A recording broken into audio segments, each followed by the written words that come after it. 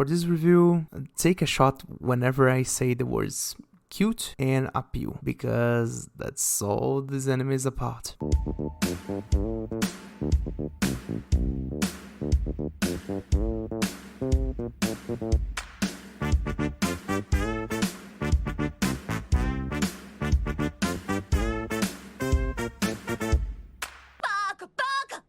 Hello everyone, welcome to the Weeb initiative. I'm your host, the Weeb. This is a show where every other week I'll be talking about anime, manga, and everything in between. This week I'll be talking about something that is more topical as of late. I'll be talking about the first season of Umamusume Pretty Derby.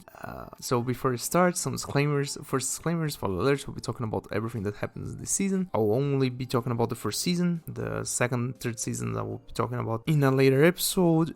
And also I'll be talking about Cinderella Glory in another episode also. Outside of that, I don't play the game. I don't find the gacha model for the most part. It's not for me, at the very least. I don't have the patience to actually do the dailies and try to grind it out and stuff. And on the other hand, I don't actually have the money to spend on this. I personally don't think it's for me. So for what's worth, I just do Umamusume because of the anime, the really beautiful trailer, and some cuts that I have seen from Cinderella Grey, and also because of the huge amount of fan art and memes that I have seen on Twitter and other sites. Especially, I think that it's a really big deal how much love I have seen from I just find it so adorable, so cute. The fan arts about Haru receiving the fresh grass, it's so cute. She seems so cute. It's such a nice thing, you know. And for that reason, I just thought, yeah, I have had Umamusume kind of in my radar for a longest time, and yeah, I might as well just watch it. It's no better time than when it's actually really relevant. I mean, it's the first that I have seen, at the very least, is the first gacha game coming straight from Japan that actually gets all the different communities around games to agree that it is really funny, adorable, appealing, and so on and so forth. So many people from VTubers and other parts of the internet coming together to actually play this shit and go on with the horse lore and other stuff, and I just think it's neat, and so that's why I wanted to actually get this out. So before starting with the story, let's get to the stats. So Umamusume is originally a franchise created by Cygames. Cygames are the same people who handled specifically Idolmaster Cinderella Girls and some other gacha games as Senseiya, as I already said, Idolmaster Cinderella Girls, something from Dragon Quest, Granblue Fantasy, and so on and so forth. So they have a long story of handling this kind of IP, this kind of franchise. The game is the whole thing is originally a gacha game that was, I think, originally released either in 2017 or 2018.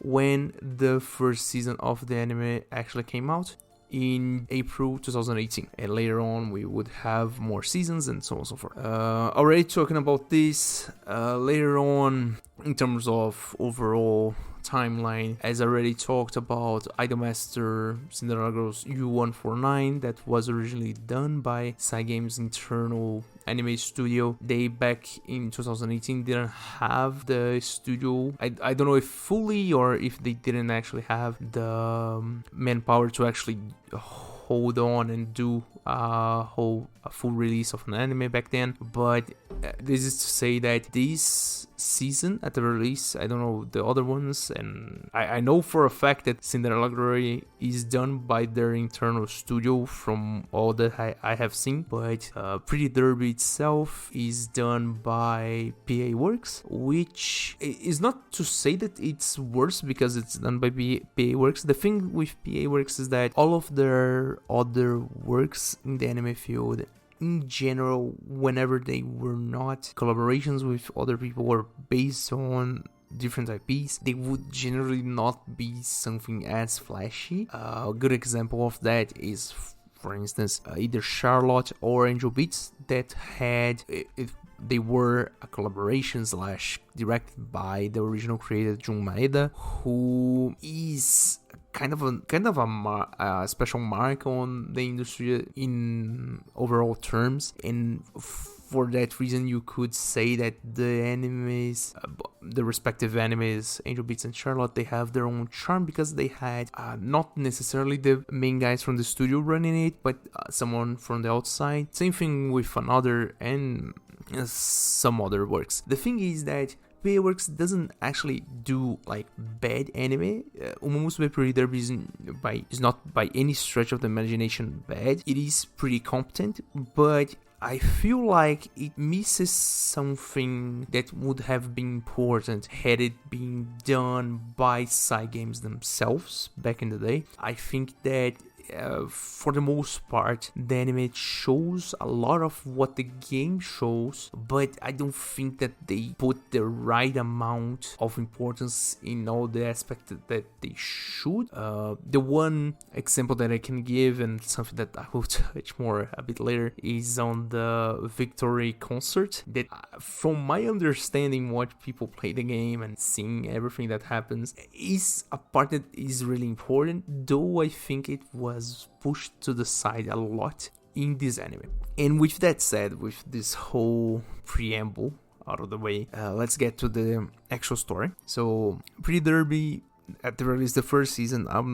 from what I have seen, the second and third season may change a bit of focus, but the centerpieces are still the same. So Pretty Derby is the story, first and foremost, about Umamusume. The explanation that they give in the first episode is that basically horse girls exist in this world because they are like descendants of horses from another world, and that is to say that horses don't actually exist in this world, and horse girls are just horse girls. Like, there's no real, let's say, discerning factor between a normal girl and a horse girl, outside of the fact that horse girls run a whole lot faster, and in general they have the ears in different places, and they have tails and so on and so forth. The whole thing is to say that they are treated as normal humans, and for that reason they just, let's say, choose a different vocational school or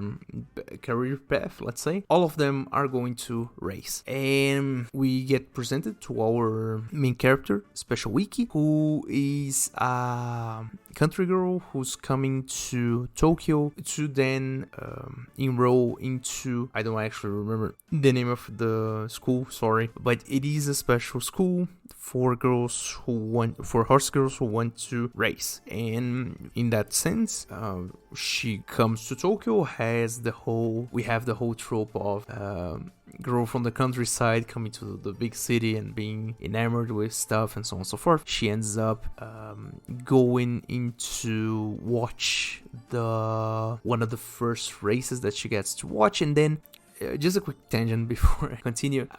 One of the things that I will have to do a lot in this review, and I think that it is for the most part for people who didn't watch this anime and maybe started the game but don't actually know the whole situation with the theme, or don't actually have any idea about the anime itself. I will have to compare this a lot with some other games in this genre, as in Anime Girls gacha games, for lack of better classification, because I feel like this is going to be better as a point of reference, and also because I think that Umamusume, and this is a tangent inside a tangent, but Umamusume, I think it is the current apex of how much anime girls can appeal to any public and actually get something so esoteric as horse racing to be something that people actually get to know and get to care about out of nowhere.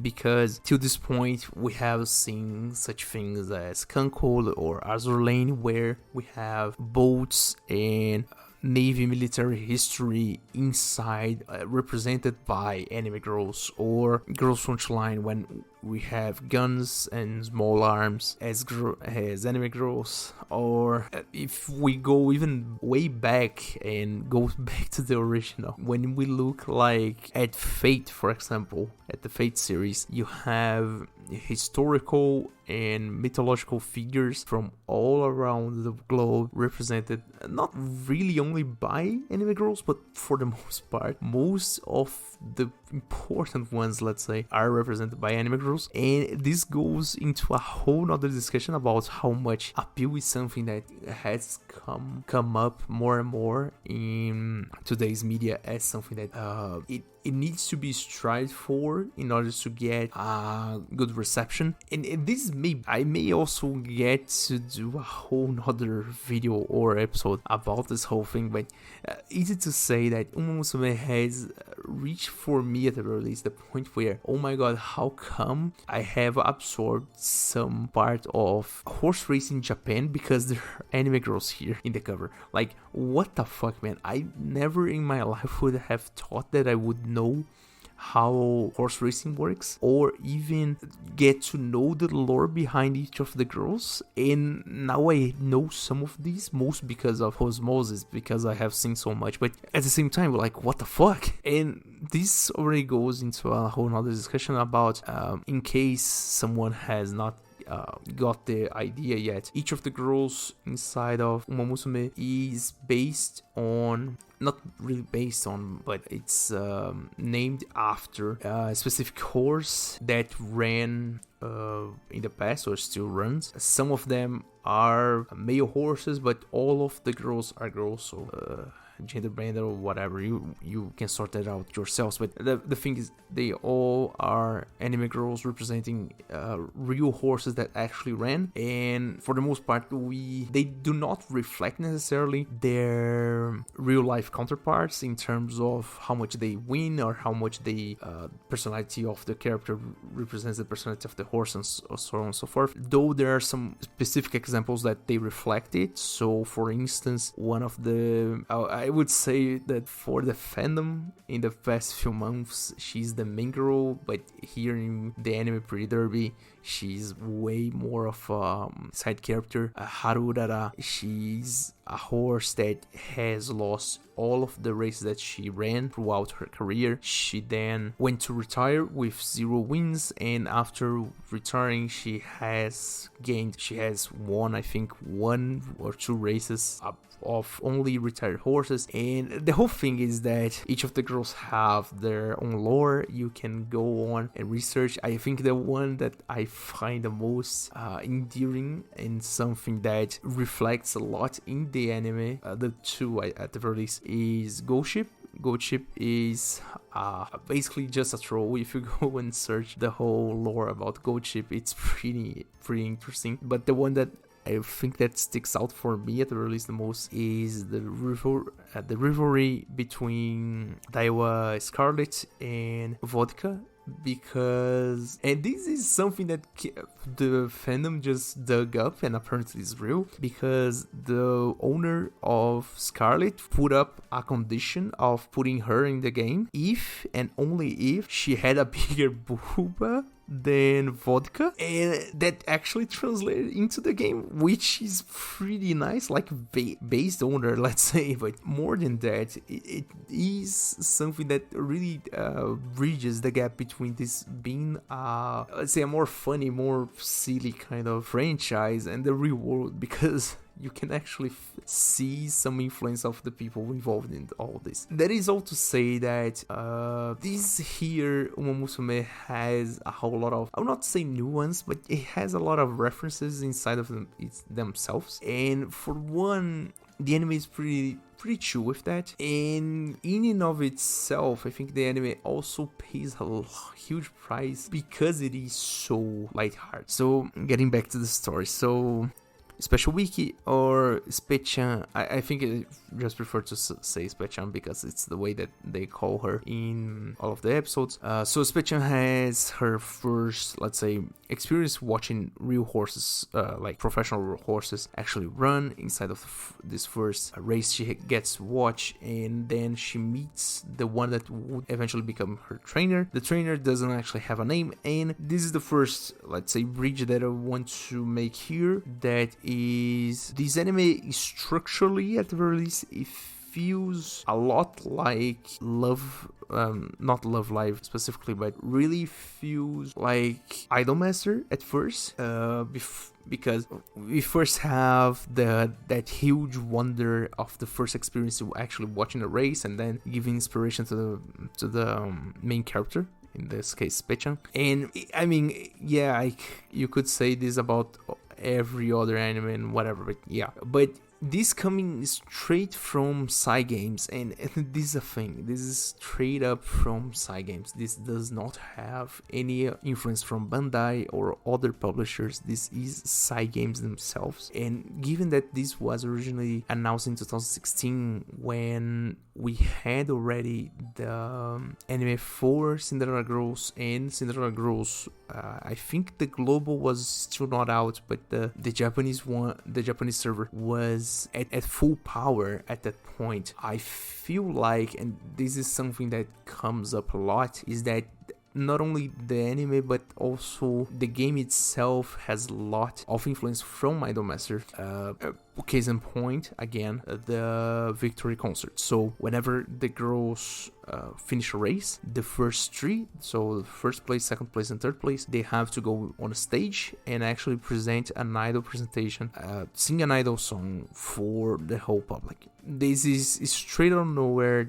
They don't actually give much of an explanation, if at all, about why the fuck they do that, but it is something that is in the game actually, and it is here in the anime. Though again, as I already said, PA Works, I don't think that they gave so much of thought to it specifically, so I think there's no actual victory concert that has a full insert song. I think maybe there's one in the whole anime, if I'm not mistaken, though.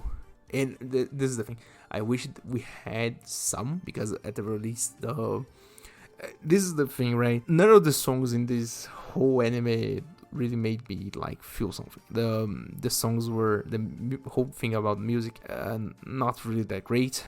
6 or 7 at best, competent but not specific, not special. That being said, so Spechan enrolls in this new school, gets to meet some new friends and so on and so forth. She's a transfer student, and eventually she has to join a team inside of the school. So basically we are presented, at the very least we audience are presented with 2 teams, even though there are girls, I think, without team, and some girls that are presented in some of the races that are part of different schools. So for instance, in the school that Spe is at, we have 2 teams, Spica and Rigyu. Rigyu is the top class team. They have the best racers, the best girls, and so on and so forth. And in the other side, there's Spica, where we have the misfits. And lo and behold, after a whole lot of confusion and so on and so forth, Spechan ends up with Spica, and besides her, we have Daiwa Scarlet and Vodka, the 2 that I already mentioned. We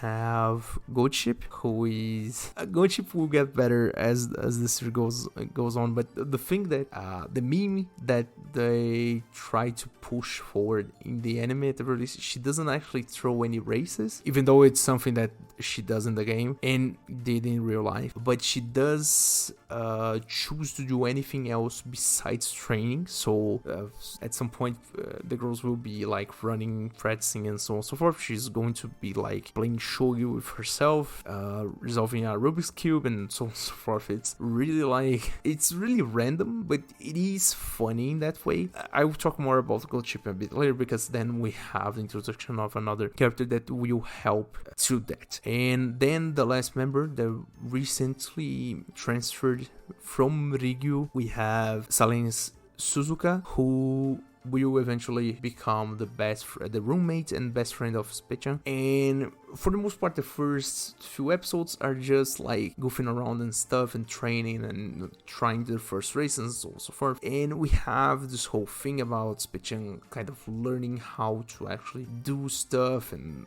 actually being alone here in the big city after being raised in a weird circumstance. But it is pretty cute. It's pretty adorable the way they do it. They never really do something too much, like there's never really a lot of conflict with other people. There is no antagonist, for instance, in this whole anime, though later on we have more of a settlement that at the release in this season, this anime specifically, being a rival and being a friend are somewhat interchangeable. The only thing is that being a rival lets you actually compete for the person, though it's all in good faith and all in good sport. There's no like real tricks or anyone like cheating on stuff. The only part where there is like a sign of cheating, they just shove it up like she's ready,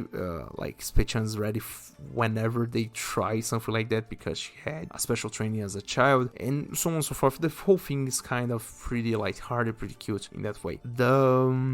Then we have the basic structure of the whole anime. So for the first like 4 episodes, I would say, we have then the introduction of the whole cast, for the most part, the whole Spechan's whole classroom, and the whole of Rigo, and also the whole of the, let's say, the horse girls that we will see for the foreseeable future. One of the things that is important to mention is that for the first like 3 or 4 appearances of each of the girls, they always show a little nameplate on screen with the name of the girl, because a lot of these names are confusing, pretty long, don't make sense, and you will forget most of them. At the very least, I forgot most of them. For all the girls that I remember the names, I don't actually remember the whole name, I just remember one of them. And for the most part, I think that's it's not a symptom of the thing, it's more of a quality of life, because some of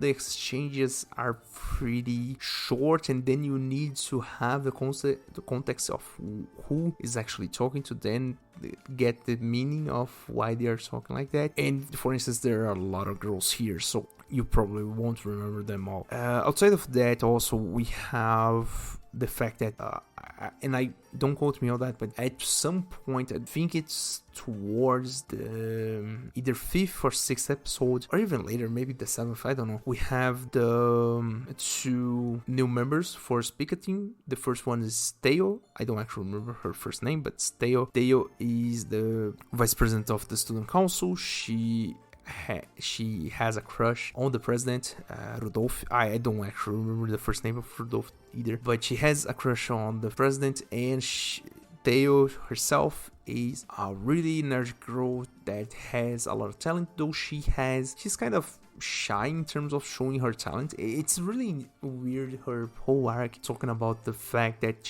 although she has a whole lot of talent in both racing and doing the concerts, she doesn't actually run that much, and she doesn't actually have that many goals as things go. The only thing that she wants is be together with the president, and in a way, joining Spica was a way to her to grow, to force herself to grow and then catch up with the president, and the whole thing kind of goes like that. The second one, and I think it's let's say the best inclusion that they could have done, is Meijiro McQueen. Meijiro McQueen, I remember the 2 names because for one, Meijiro is a whole family of horses inside of the universe. So we have Meijiro McQueen that joins the Spica. She's kind of more of Ojo-sama and stuff. She has 2 sisters. I don't actually remember the one, I think the older one. I remember Meijiro Brian, who is one of the more recurring side characters that we have, though I don't actually remember the name of the other sister.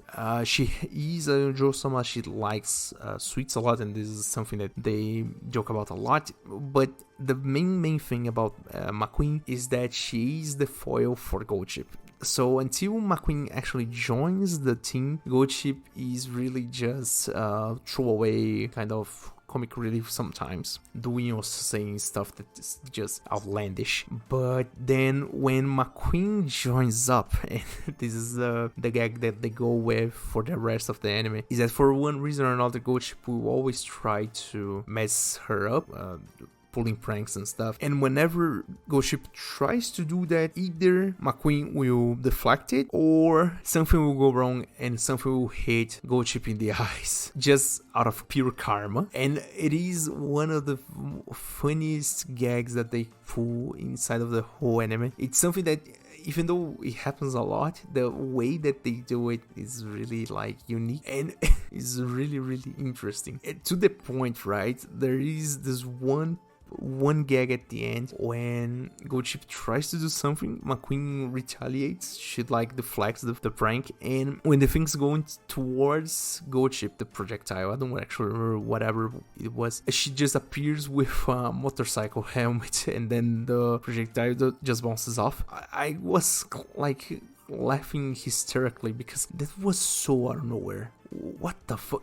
How did she get a motorcycle helmet out of nowhere? Like, pretty funny. Me explaining may not be funny, but in the anime, it's pretty nice. So then talking about that, talking about the, let's say, major structure of the anime. So we have the first 4 or 5 episodes of introductions, then we have the whole building of the friendship between Spei-chan and Suzuka, to the point that Suzuka has a whole arc where, and I will borrow a few of my ideas from the second season of Idolmaster Shiny Colors, but it is somewhat of the same arc as Toru. So Suzuka is, for the most part, a genius, and she doesn't actually have the thrill, the urge to run out of pure fun, pure interest, and she wants a new challenge and so on and so forth. And as time passes and she's exposed to more of Spica's misfits and jokes and little pranks and stuff, and also being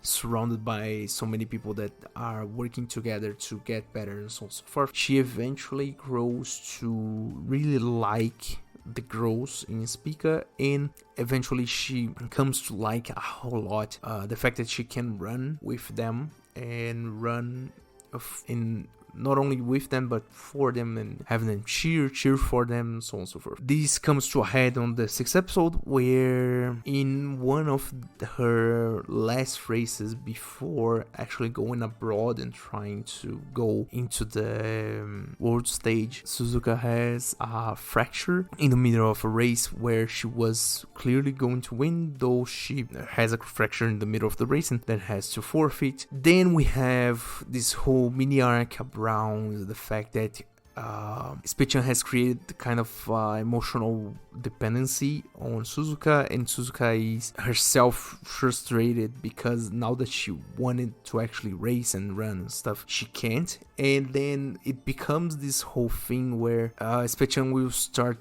to actually not depend on her, but think a lot about Suzuka, and Suzuka clearly sees the problem there, and eventually after she heals, she comes up with a whole nother problem. But the fact is, this whole thing culminates into Spei-chan really like pulling her punches whenever talking about Suzuka, because she wants her to recover and so on and so forth and feel like she's still good. And at the same time, Suzuka doesn't actually want to commit to actually doing her best because she's afraid that she will get hurt again. This goes on and on until the point where we have one episode where all of the girls in Speak are basically challenged by the trainer to triathlon, and they have their whole heart out discussion about it, and so on and so forth. A quick tangent about the trainer. The trainer is effectively the producer. It's the representation of the player character inside of this, and for this one, the trainer is pretty eccentric. Not to say a pervert, but he's different from all of the producers that came before him, let's say. In that way, I have to actually do another disclaimer. And this is something that I could not confirm because, for what's worth, I have seen the jinshis of Umamusume floating around, so the claims here may not be as accurate. Don't quote me on them. I have not read them. I just saw the covers. The thing is, apparently there is an internal policy in Cygames that for their IPs, or specifically for Umamusume, I don't know if they have any other original IPs actually running with. Specifically for Umamusume, they will not do anything lewd or risky with any of the girls. So whenever there is a sign of a beach episode, they just use the most like bland, most whatever school swimsuits that could like draw on the characters. They will not like try to do any flare or anything. There's no bikini, no individuality in that sense, so there's no lewd, no nothing. I feel like it's important to say this because when we look at other fees and stuff, it's really weird. And thinking about how this whole thing is structured, you would think that they would have a beach episode specifically to do that, but they don't. With that said, so eventually Suzuka comes back to her full form, and then Spichan kind of gets some time home to actually reminisce and so on and so forth. We have at this point also, and throughout the series, we have flashbacks explaining the situation of Spichan specifically, because she had her mother in being a horse girl too, but then her mother had complications with her birth and passed away when she was really young, and then she was raised by a friend of her mother, so she has two mothers, and both of them doted on her and passed on their dreams of her being the number one horse girl in Japan, and this is the whole motivation of Spichan for the most part. With that said, then we have the later half of the season. We have Suzuka coming back and winning her own races against all of her other competitors. So some of the names, I will just throw some names here that I have not yet mentioned. So I think I will get some of these wrong, sorry, but Seiryu King I think is just against specifically Spichan. El Kondo Passa, she races against, for the most part, Suzuka, and is the one that wins when Suzuka has the fracture, though she wants a real actual race because she knows that Suzuka was injured in that event, and she eventually she's in the same class as Spichan and eventually goes to the world stage and so on and so forth. Then we have, oh my god, there are a lot of people. I think it's Amazones that they call her from Rigyu. And I will just list a whole lot of side characters. There is Air Groove, as I already said, Major O'Brien. Do I actually remember anymore? There is, I think it's Nice Nature, one of the antagonists that appear really late in the season and it's just around Suzuka is Sunvisor. And outside of that, do I have any others that I actually remember? I don't think so. There are also a whole lot more. I think Grass Wonder is one of them and some others, but there are so many different names that really just come and go like really fast, and some of the names that I don't dare to pronounce because I will do a bad job, because I will like think of something and then it's something else. So just watch the anime. That's the whole thing. And then in the last few episodes we have then the build up for let's say the last antagonist of the whole anime, because at this point El Condor Passa is one of Spichan's friends and she's already on the world stage. She gets bodied by this one horse girl from France called Broile. I think it's Broile. Hopefully I'm pronouncing this correctly. She gets bodied by this girl because she's like the best in the world.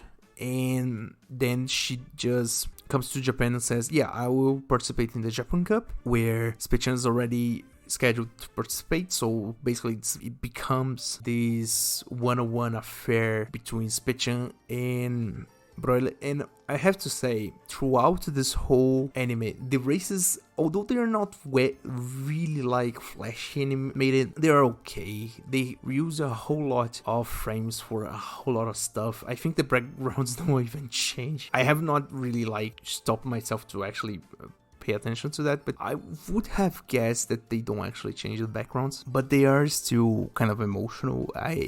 still felt like cheering on the girls whenever they raced, and it was really, really nice. And just to finish the story up, right? So there's this whole build up about Broyle, and then she comes to Japan and basically heads up against a fully recovered Spechan, and then Spechan, spoiler alert, obviously, Spechan wins because this is her story, and it is so cute the way they do it. It's really, really nice the way that even though there is a whole lot of emotions being like brought up here, they still like are good sports about it, and the whole thing kind of finishes up on that note. And then for the next season, now talking a bit about the anime in general, as I already said, the animation is not flashy, it's competent at best. They reuse a lot of frames, although it's not so much that it becomes bad. It is okay. Then music, as I already said, also not really that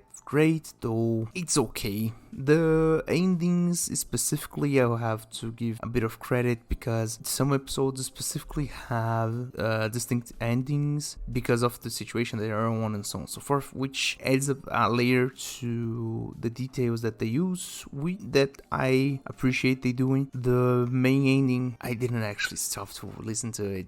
That's on me. And after this, we have 12 episodes. We have in total 12 episodes plus the one extra. I don't think it's an OVA as per se, but the 13th episode is the extra race. That is basically the dream ideal like world where every one of the girls that we get to meet actually get to race together. And then this is the part where I need to actually do another comparison with this whole thing. I think that the story at the release at the very beginning, it mirrors a lot, and this is an old ass reference for those who actually watched this back in the day.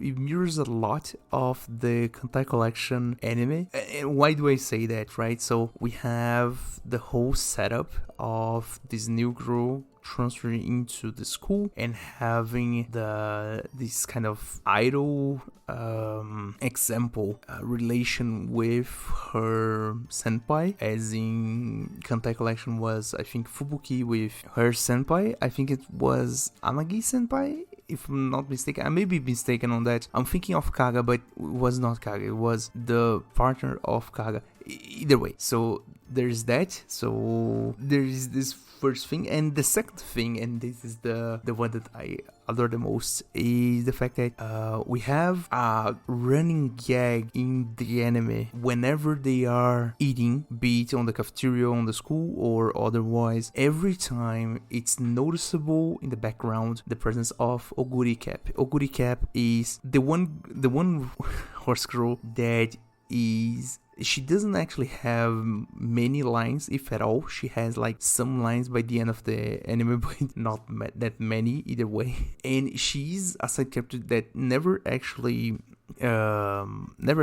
talks anything, never interacts even with the main characters, though she's always eating. And even in the parts where Spechan is called out by eating a lot, Oguri will match her, if not eat even more than her, which is pretty funny. And the whole gag about her eating a lot goes on throughout the anime, to the point where we get to meet also Tamamo Cross. And why am I like highlighting this too? Because in Kantai Collection, remember remarkably that Shimakase was the same thing, because Shimakase never actually interacted with anything to do with the story. She just was in the background doing like whatever she would do, and Oguri Cap feels the same way. But not only that, but also the fact that Oguri Cap, for what I know of the series, is the main character for Cinderella Glory, which then gives more credence to the fact that and maybe her inclusion was already premeditated, that the fact that they wanted to do something with her. Especially, it's really kind of strange because when she never really talks much in the anime itself, but when it comes to the extra, she actually has some lines like she's important. I was like, what the fuck's happening? She never actually talked. And in that sense, I think that these This anime shows a whole lot of references to past things that came before it. In many ways, it feels like Idolmaster.